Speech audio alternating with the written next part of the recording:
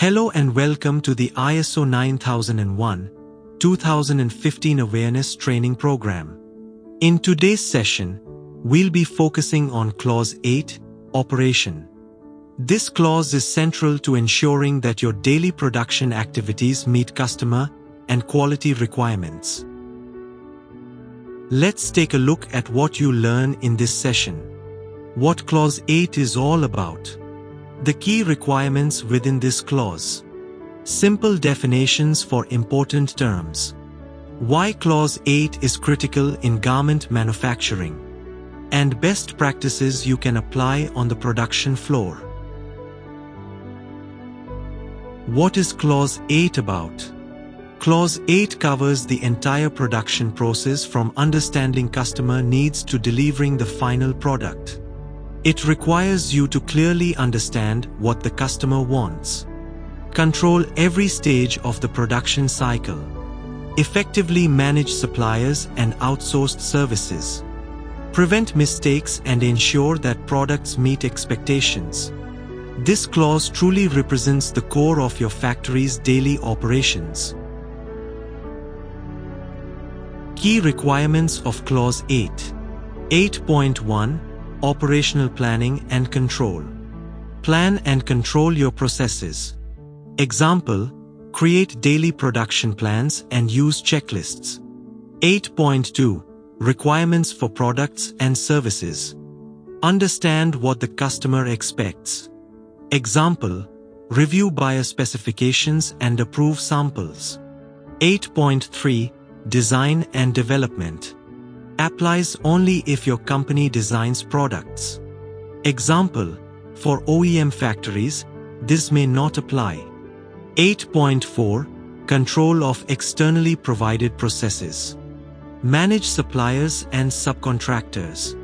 Example, approve washing units and check incoming fabric quality. 8.5 Production and service provision.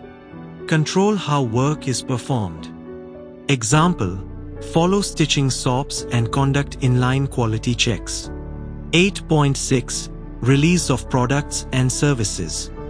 Approve items before delivery.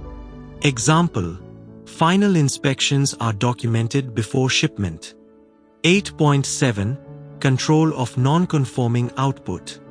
Handle and record defects. Example, segregate defective items, log the issue, and apply corrective actions. Let's define some key terms. Operation. Daily work that results in the final product. Outsourced process. Work done outside your factory, such as embroidery or washing. Non-conforming output. A defective product that doesn't meet requirements. Release. Formal approval before sending products to the buyer. Why is Clause 8 especially important in garment manufacturing? It ensures smooth and efficient production, prevents quality failures or wrong shipments, maintains a positive reputation with buyers, ensures traceability and quick response when issues arise. Here are some best practices to implement Clause 8 effectively. Use a production control board to track daily progress. Keep approved specifications and tech packs available at every line. Develop clear supplier approval criteria. Train inline and final inspectors with structured checklists. Clearly label and segregate rejected or rework garments.